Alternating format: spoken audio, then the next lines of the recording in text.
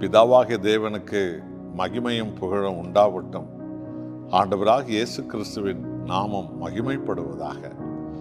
ஆவியான தேவனுடைய ஆசீர்வாத முத்திரை நம் வாழ்வில் என்றென்றைக்கும் விளங்கி கர்த்தரை நாம் மகிமைப்படுத்துவோம். பிலிப்பியர் 2:15 பரிசுத்த ஆவியான தேவன் ஆண்டவராகிய இயேசுவை விசுவாசிக்கிற அவருடைய ஜனக்கூட்டத்திற்கு, உலகம் முழுவதுமுள்ள கிறிஸ்தவ மக்கள் கூட்டத்திற்கு, ஊழியக்காரர்களுக்கு, விசுவாசிகளுக்கு அவர் சொன்ன அற்புதமான ஒரு சத்தியம். கோணலும் மாறுபாடுமான சந்ததியின் நடுவில் குற்றமற்றவர்களும் கபடற்றவர்களும் தேவனுடைய மாசற்ற பிள்ளைகளுமாய் இருக்கும்படிக்கு. அல்லேலூயா. இந்த சந்ததி கோணலான ஒரு சந்ததி, தாறுமாறான சந்ததி, மாறுபாடான ஒரு சந்ததி, வேசித்தனத்தின் சந்ததி, பொய் போதனைகள், பொய் பக்தி நிரம்பிய ஒரு சந்ததி, மாய்மாலங்கள், மாந்திரிகள் நிரம்பிய ஒரு சந்ததி, கெட்ட நடத்தையும் குடிவெறியும் கொலைகளும் கொள்ளைகளும் வேசித்தனங்களும் போதைப் பொருட்களை நிரம்பிய ஒரு சந்ததி, பொய் மதங்களினாலே நிரம்பி வடியும் ஒரு சந்ததி. ஆகவேதானே பாவம்தான் பக்தி உள்ள ஜனங்கள் என்று சொல்லிக் கொண்டாலும் அவர்கள் வாழ்விலே பாவங்களே நிரம்பி இருக்கிறது. இதுதான் அந்த கோணலும் மாறுபாடுமான சந்ததி. இப்படிப்பட்ட மெய் தேவனாம் ஆண்டவர் இயேசுவை, பரிசுத்த தெய்வத்தை அறிகிற அறிவில்லாத ஜனங்கள் கோணலா இருப்பார்கள், மாறுபாடா இருப்பார்கள், கொலைகாரர்களா இருப்பார்கள், மதவெறியர்களா இருப்பார்கள், பொய்யர்களாய், திருடர்களாய், துன்மார்க்கர்களாய், மாந்திரீக அடிமைகளாய், மோச நாசத்தில் ஈடுபட்டவர்களாய்த்தான் கோணலும் மாறுபாடுமாய் ஜனக்கூட்டங்கள் இருக்கும்.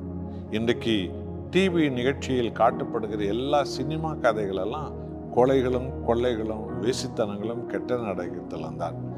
சமுதாயத்தில் எந்த பக்கம் திரும்பினாலும் வெறும் கொலைகளும் கொள்ளைகளும் கற்பழிப்புகளும் அக்கிரமங்களும் அநியாயங்களும் கொள்ளை கூட்டங்களின் கதைகளைத்தான், சம்பவங்களைத்தான் நாம் பார்க்கிறோம். ஆனால் இப்படிப்பட்ட ஜனங்களின் மத்தியில் பரலோக தேவனாம் ஆண்டவர் இயேசுவை விசுவாசித்து நடக்கிற ஜனங்கள் எப்படி இருக்க வேண்டும்? பைபிள் சொல்லுகிறது என்ன?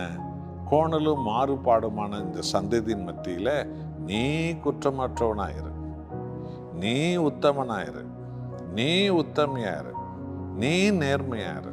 அவர் சரியில்லை பாருங்க, இவர் சரியில்லை பாருங்க, அங்கே சரியில்லை பாருங்க, இங்கே சரியில்லை பாருங்க, உண்மைதான். ஆனால் ஆண்டவர் இயேசுவை ஆராதிக்கிற ஜனமே, நீயும் நானும் சரியா இருக்கும்படி கர்த்தர் நம்மை அழைக்கிறார். இதுதான் ஆண்டவர் நமக்கு தந்த அற்புதமான ஒரு ஆவிக்குரிய ஆலோசனைகள்.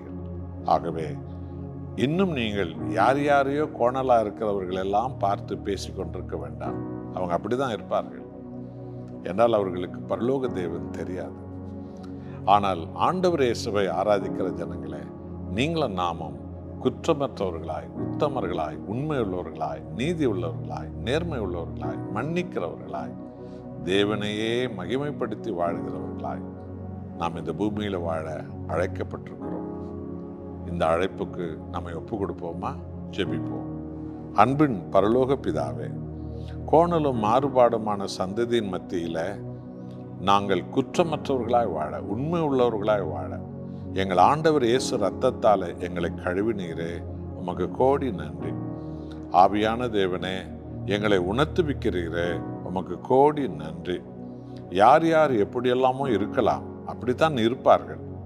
ஆனால் ஆண்டவராகிய இயேசு உம்மை ஆராதிக்கிறவர்கள் உத்தமர்களும் உண்மை உள்ளவர்களுமாய், நீதி உள்ளவர்களுமாய் இருப்பார்கள். அப்படிப்பட்ட அபிஷேகத்தை எங்களுக்கு தாரும். உமக்கே மகிமை. இயேசு நாமத்தில் பிதாவே, ஆமென்.